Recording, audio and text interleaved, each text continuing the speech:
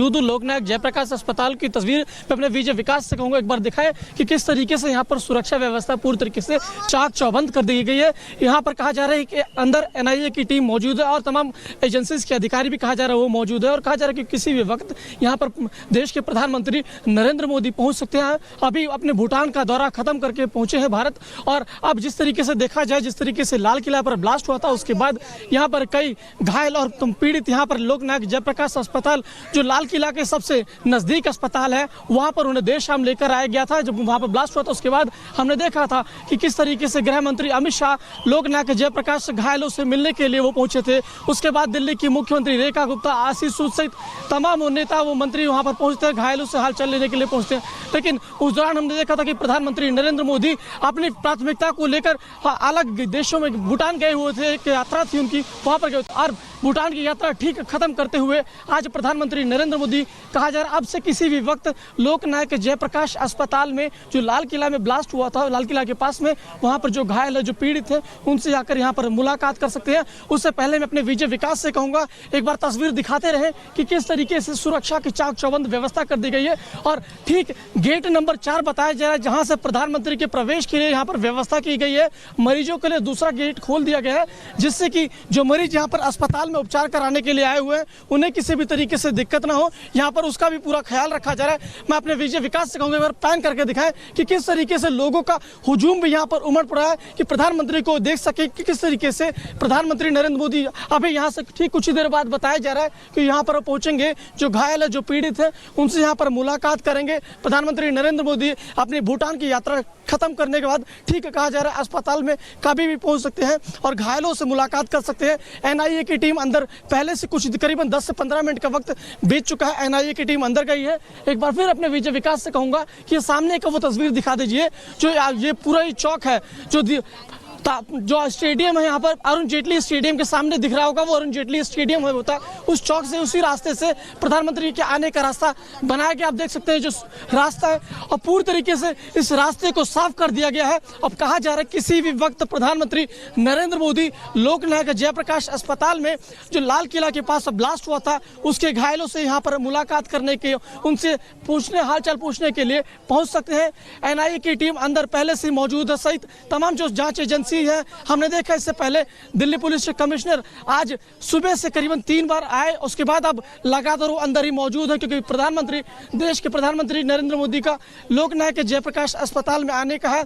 और उससे पहले देखिए कि इस तरीके से सुरक्षा व्यवस्था है कि कोई तमाम यहाँ पर देख सकते हैं एजेंसीज के तमाम वो लोग, दिल्ली पुलिस के लोग, एसपीजी के लोग, सभी लोग यहाँ पर मौजूद है। अब किसी भी वक्त कहा जा रहा है कि प्रधानमंत्री नरेंद्र मोदी लोकनायक जयप्रकाश अस्पताल में पहुंचेंगे और यहाँ पर घायलों से मुलाकात करेंगे। और देखिए करीब कहा जा रहा है लोकनायक जयप्रकाश अस्पताल में 20 से 25 घायल हैं जो ब्लास्ट के यहाँ पर वो अंदर उनका उपचार चल रहा था। 9 ऐसी बॉडीज थी जिन्हें आइडेंटिफाई कर लिया गया, उन्हें उनके परिजनों को सौंप दिया गया। अब देखते रहिए सिलसिलेवार तरीके से मैं एक बार आपको पुनः बता देता हूँ अपने दर्शकों को कि किस तरीके से जब लाल किला में ब्लास्ट होता है, लाल किला के पास, उसके बाद किस तरीके से घटना घटित होती है, जो पीड़ित होते हैं उसकी ब्लास्ट के यहाँ पर लोकनायक जयप्रकाश जो लाल किला से ठीक 2 किलोमीटर की दूरी होगी उनको यहाँ पर लोकनायक जयप्रकाश अस्पताल में लेकर आया जाता है उपचार को लेकर।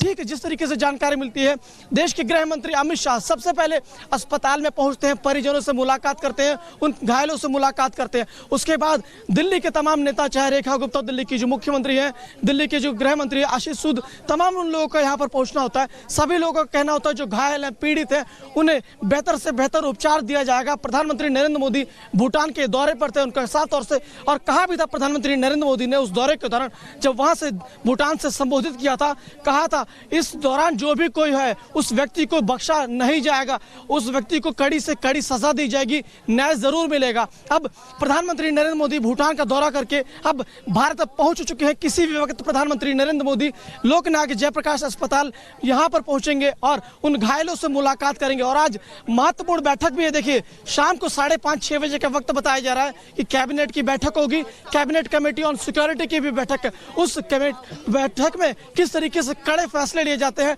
क्योंकि हमने देखा था प्रधानमंत्री नरेंद्र मोदी कहा था कि अब कोई भी आतंकी हमला या कुछ ऐसा होता है तो एक्ट ऑफ टेरर के रूप में लिया जाएगा। प्रधानमंत्री नरेंद्र मोदी या देश के तमाम जो बड़े नेता, चाहे गृह मंत्री अमित शाह हो, तमाम ने या रक्षा मंत्री राजनाथ सिंह, सभी का इस तरीके से कहना है जो भी इसमें जो भी शामिल व्यक्ति है उसे जरा सा भी बख्शा नहीं जाएगा। तो यूं कहें कि पूरी जांच एजेंसी लगी हुई है। एनआईए की टीम हमने देखा लगातार लाल किले के घटना स्थल पर किस तरीके से जांच कर रही है, एफएसएल की टीम किस तरीके से जांच कर रही थी, जो सबूत है उन्हें इंतजाम कर रही थी। अब ये देखिए प्रधानमंत्री नरेंद्र मोदी ठीक इसी जगह पर पहुंचेंगे जहां पर जो लाल किले के बाहर जो ब्लास्ट हुआ था दिल्ली मेट्रो के गेट नंबर 1 के बाहर, उन पीड़ितों से यहां पर मुलाकात करने के लिए पहुंचेंगे। और उम्मीद जताई जा रही है अब से किसी भी पल प्रधानमंत्री नरेंद्र मोदी यहां पर लोकनायक जयप्रकाश अस्पताल में पहुंच सकते हैं और घायलों से यहां पर मुलाकात कर सकते हैं। मैं आपको बताता चलूं एक बार फिर सिलसिलेवार तरीके से।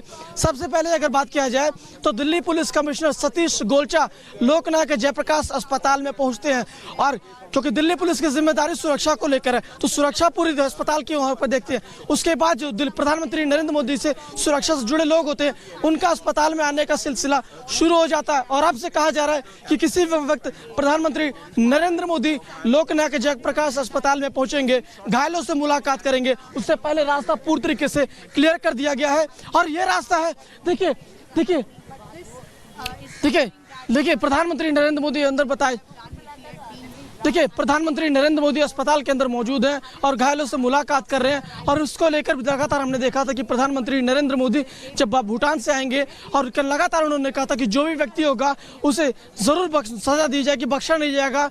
और प्रधानमंत्री नरेंद्र मोदी ने भूटान से जिस तरीके से वहां से संबोधित किया था, हमने देखा था कि किस तरीके से कहा था कि इस पूरे घटनाक्रम में जो भी शामिल व्यक्ति होगा उसे छोड़ा नहीं जाएगा। तो प्रधानमंत्री नरेंद्र मोदी जब भूटान से दौरा करके आए हैं तो लगातार हम कह रहे हैं कि किस तरीके से चाहे गृह मंत्री अमित शाह हो, रक्षा मंत्री राजनाथ सिंह हो, सभी व्यक्तियों का कहना है कि जो भी इस पूरे घटनाक्रम में शामिल व्यक्ति है उसे किसी भी तरीके से छोड़ा नहीं जाएगा। सभी एजेंसी अपना काम कर रही है।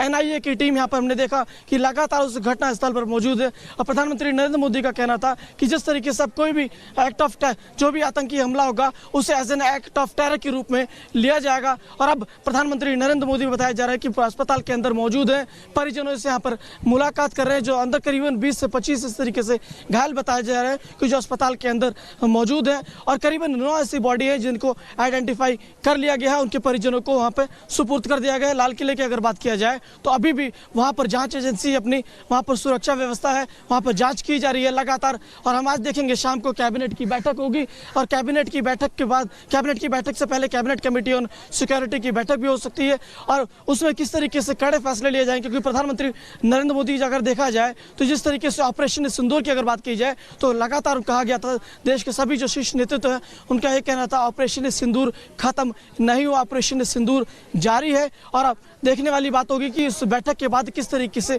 कड़े फैसले लिए जाएंगे। हमने देखा कि कल किस तरीके से गृह मंत्री अमित शाह ने पूरी तरीके से 2 बैठकें ली, लगातार उसके बाद बैठकों का दौर जारी था और तमाम इसको बैठक के दौरान तमाम एजेंसीज के लोग उनके उस बैठक के अंदर मौजूद थे और साफ तौर से एक कड़ा संदेश दिया गया था कि जो भी इस दौरान जो भी दोषी व्यक्ति होगा उसे बख्शा नहीं जाएगा। एजेंसी चारों तरफ जिस तरीके से जो भी व्यक्ति है उन्हें धरपकड़ कर रही है और लगातार छानबीन कर रही है कि कौन व्यक्ति है जिस तरीके से इस घटना को अंजाम दिया, कहां से आए और जिस तरीके से कहां से इनके तार जुड़ते हैं। सभी भी एजेंसी इसको लेकर अपना खंगालते हुए नजर आ रही है। हमने देखा कि किस तरीके से प्रधानमंत्री लगातार कह रहे हैं कि इस दौरान मैं आज अपने देशवासियों के साथ खड़ा हूं। जिस तरीके से हमने देखा कि अगर दिल्ली की मुख्यमंत्री रेखा गुप्ता की बात की जाए तो घायलों को लेकर उन्होंने सहायता राशि भी जारी की है। करीबन 10 लाख रुपए सहायता राशि उन्होंने जो दिल्ली इस ब्लास्ट के दौरान जो घायल हुए या मृत्यु हुए उनके लेकर जारी की है।